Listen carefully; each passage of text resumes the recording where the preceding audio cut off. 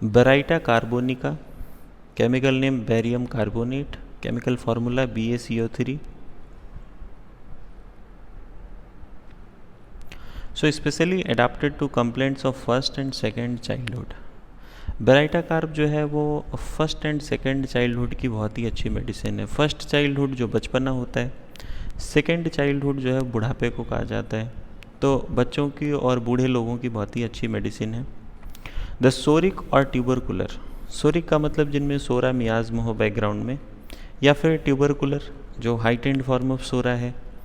Generally tubercular यानी कि tuberculosis की टेंडेंसी होती है, जनरली ग्लैंड्स में इन्फेक्शन देखने को मिलता है।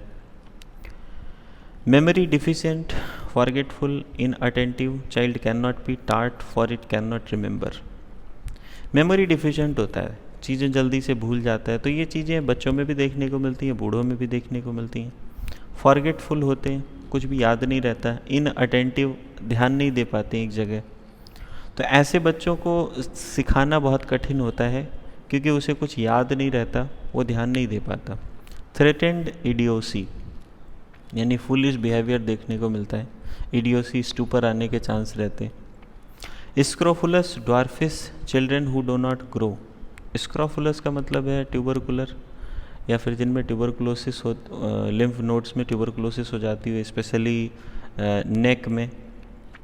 ड्वार्फिस चिल्ड्रन, छोटे कद के बच्चे जो ड्वार्फ हैं, जिनकी मतलब प्रॉपरली ग्रोथ नहीं हुई है, जो प्रॉपरली ग्रो नहीं कर पाते हैं। And children who grow too rapidly, जो बच्चे बहुत तेज़ी के साथ बढ़ जाते हैं, वो कैलकेरिया होते हैं। स्क्रोफुलस ऑप्थेल्मिया, यानी ट्यूबरकुलर इन्फ्लामेशन ऑफ आई या कंजक्टिवाइटिस हो जाना। कॉर्निया ओपेक, कॉर्निया कैसा हो जाता है, ओपेक हो जाता है। एब्डोमेन स्वेलन, पेट में स्वेलिंग रहती है। फ्रीक्वेंट अटैक्स ऑफ कोलिक, बार बार पेट दर्द होता है। ब्लोटेड, तो जो एब्डोमेन है वो कैसा होता है, ब्लोटेड होता है। Sorry, face bloated. फेस कैसा होता है, फेस पे स्वेलिंग देखने को मिलती है। जनरल एमेशिएशन, और फेस जो है वो फेस स्वेल्ड अप होता है, फेस पे ब्लोटिंग दिखती है, लेकिन बाकी जो पूरी बॉडी है वो दुबली पतली होती है, एमेशिएटेड होती है। Children both physically and mentally weak, baryta carb के बच्चा ऐसा होता है जो फिजिकली और मेंटली दोनों तरीके से वीक है।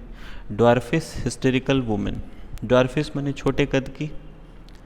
हिस्टेरिकल वर्ड का मतलब होता है अनकंट्रोल्ड इमोशन, जैसे रो रहे हैं तो रो ही रहे हैं, खुश हैं तो बहुत खुश हैं। ऐसे जो इमोशनल बिहेवियर है, एग्जैगरेटेड इमोशन जहाँ पे देखने को मिलता है, उसको हिस्टेरिकल टर्म दिया जाता है। तो छोटे कद की hysterical women and old maids with scanty menses, old maid जो घरों में काम करने वाली लेडीज़ हैं। स्कैंटी मेंसेस, जिनमें मेंसेस बहुत ही कम आते हैं। और डिफिशिएंट हीट, जो बॉडी हीट की बात करी जा रही है यहाँ पे, यानी वाइटल फोर्स वीक हो जाता है, तो बॉडी हीट भी कम हो जाता है। ऑलवेज कोल्ड एंड चिली, हमेशा मतलब ठंडे रहते हैं और ठंड लगती है इनको। ओल्ड कैचेटिक पीपल, कैचेटिक का मतलब होता है वीक एंड इमेशिएटेड, बूढ़े, कमज़ोर, दुबले पतले लोग। स्क्रोफुलस, यानी जिनमें ट्यूबरकुलर टेंडेंसी हो। स्पेशली व्हेन फैट, स्पेशली तब जब वो मोटे हों। और those suffer from gouty complaints, या दूसरे जो गाउटी कंप्लेंट से सफ़र करते हो। गाउटी कंप्लेंट यानी जिनमें यूरिक एसिड का एक्सेस हो, जिसकी वजह से जॉइंट पेन होता हो। ऐसे ही फ्लोरिक एसिड में भी देखने को मिलता है। डिजीजेज ऑफ ओल्ड मेन, बूढ़े लोगों की मेडिसिन में बेराइटा कार्ब बहुत अच्छी मेडिसिन है। हाइपरट्रॉफी और इंड्यूरेशन ऑफ प्रोस्टेट और टेस्टिस, जैसे प्रोस्टेट का या टेस्टिस का हाइपरट्रॉफी हो गया हो, बढ़ गया हो साइज में, इंड्यूरेशन हो गया हो यानी हार्डनिंग हो गई हो सॉफ्ट टिश्यू की, सॉफ्ट टिश्यू हार्ड हो गया हो प्रोस्टेट का या फिर टेस्टिस का। मेंटल एंड फिजिकल वीकनेस, तो इसके साथ साथ मेंटल और फिजिकल वीकनेस भी चलेगा, चाहे बच्चों की बात करी जाए चाहे बूढ़ों की बात करी जाए। पर यहाँ ओल्ड मैन की बात करें तो यहाँ mental and physical weakness in conditions के साथ साथ देखने को मिलेगी। एपोप्लेक्टिक टेंडेंसी, देखो एपोप्लेक्सी क्या होता है, ये लॉस ऑफ अनकॉन्शियसनेस या loss of body function, haemorrhage की वजह से या स्ट्रोक की वजह से अचानक कॉन्शियसनेस का लॉस होना या बॉडी फंक्शन का लॉस होना। बूढ़े लोगों में अगर एपोप्लेक्टिक टेंडेंसी है, बेहोश हो जाने की टेंडेंसी है। कंप्लेंट्स ऑफ ओल्ड ड्रंकर्ड्स, जो बूढ़े पियक्कड़ होते हैं ना, पुराने बेवड़े, उनकी कंप्लेंट्स बराइटा कार्ब से दूर हो जाती हैं। Headache of aged people, old age में लोगों को हेडेक होता रहता हो, ऐसे लोग जो चाइल्डिश हैं, जिनका बिहेवियर थोड़ा सा चाइल्डिश है। Person subject to Quincy,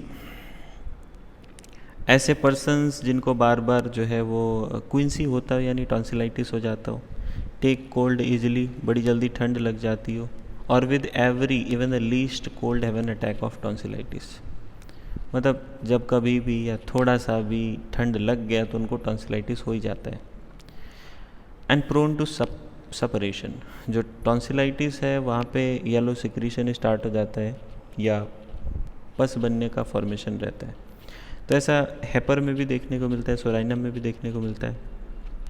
inability to swallow anything but liquids, तो कुछ भी स्वालो नहीं कर पाते, सिर्फ लिक्विड स्वालो कर सकते हैं। ऐसे बैप्टीसिया और साइलिसिया दोनों में भी देखने को मिलता है। हेमराइड्स प्रोट्रूड एवरी टाइम ही यूरिनेट्स, जब वो यूरिनेशन करने जाता है तो हेमराइड्स जो है वो प्रोट्रूड कर जाता है। तो म्यूरियाटिक एसिड में ये सिम्टम कॉमन है। क्रॉनिक कफ इन सोरिक चिल्ड्रन, ऐसे बच्चे जिनमें सोरा मियाज्म है बैकग्राउंड में, यानी जिनमें फंक्शनल फंडामेंटल डिस्टर्बेंसेस आए हैं, जैसे स्किन डिजीजेज हैं ऐसा कुछ, तो उनमें क्रॉनिक कफ, वो लंबे टाइम से कफ चला आ रहा है। एनलार्ज्ड टॉन्सिल्स बढ़े हुए हैं। एनलार्ज्ड यूवुला, यूवुला बेटा वो सॉफ्ट पैलेट का जो पार्ट है अंदर की तरफ, उसको बोलते हैं यूवुला। यूवुला जो है वो इलोंगेटेड हो गया हो। एग्रेवेशन आफ्टर स्लाइट कोल्ड, हल्की सी भी ठंड लगने के बाद इसमें एग्रेवेशन देखने को मिलता है। तो ये सिम्टम एलुमिना में भी देखने को मिलता है। स्वेलिंग एंड इंड्यूरेशंस, स्वेलिंग हो जाए कहीं पे या हार्डनिंग हो जाए सॉफ्ट टिश्यू की, इंड्यूरेशंस हो जाए।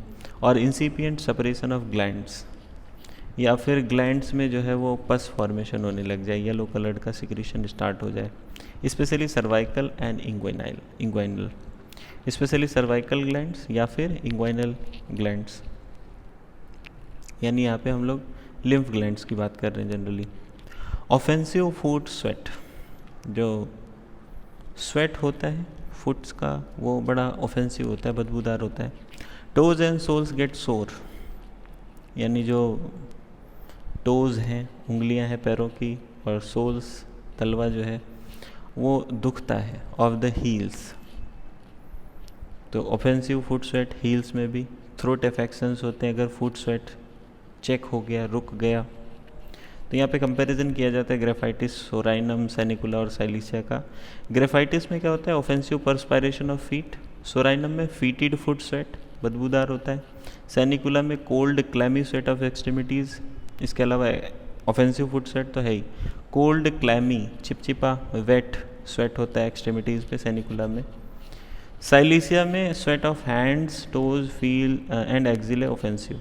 साइलिसिया में जो स्वेट है हैंड का, टोज का या फीट का, एक्जिले का, ये कैसा होता है? ऑफेंसिव होता है।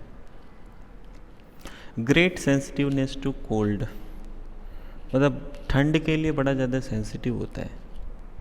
चिली पर्सन्स हैं, कैलकेरिया है, काले कार्ब है, सोराइनम है, ये सारे चिली पर्सनालिटीज़ हैं, कोल्ड के लिए बड़े सेंसिटिव होते हैं। रिलेशन की बात की जाए तो Baryta carb frequently useful before और after Psorinum, sulphur and Tuberculinum. तो बेराइटा कार्ब को सोराइनम, सल्फर, ट्यूबरकुलाइनम के पहले या बाद फ्रीक्वेंटली दिया जाता है। And after Baryta carb Psorinum will often eradicate the constitutional tendency to quinsy. Baryta carb के बाद अगर सोराइनम दिया जाता है तो जो कॉन्स्टिट्यूशनल टेंडेंसी है क्विंसी होने की, टॉन्सिलाइटिस होने की, ये उसको ठीक करता है, ये उसको इरेडिकेट कर देता है। Similar to Alumina, Calcarea iod, Dulcamara, fluoric acid, Iodum and Silicea. तो बेराइटा कार्ब जो है वो काफ़ी सारे मेडिसिन से सिमिलर है, एलुमिना से, कैलकेरिया आयोड से, Dulcamara, fluoric acid, Iodum, Silicea. And incompatible after Calcarea and scrofulous affections. अगर ट्यूबरकुलर एफेक्शन है, स्क्रॉफुलस एफेक्शंस हैं, ट्यूबरकुलर एफेक्शंस हैं, तो बेराइटा कार्ब को कैलकेरिया के बाद नहीं देना चाहिए, ये इनकम्पैटिबल है। एग्रेवेशन की बात करें तो एग्रेवेशन कब कब होता है? When thinking of his disease, जब अपनी बीमारी के बारे में सोचता है तो एग्रेवेशन होता है। ऐसा ही ऑक्जेलिक एसिड में भी देखने को मिलता है। और लाइंग ऑन पेनफुल साइड, जब पेनफुल साइड लेटेगा तो एग्रेवेशन होगा। आफ्टर मील्स, खाना खाने के बाद एग्रेवेशन है। वॉशिंग अफेक्टेड पार्ट्स, जो अफेक्टेड पार्ट है उसको धोने से भी एग्रेवेशन देखने को मिलता है। So thanks for watching. Like, share the video with your friends, comment the topics you want me to explain, subscribe the channel for more videos on homeopathy.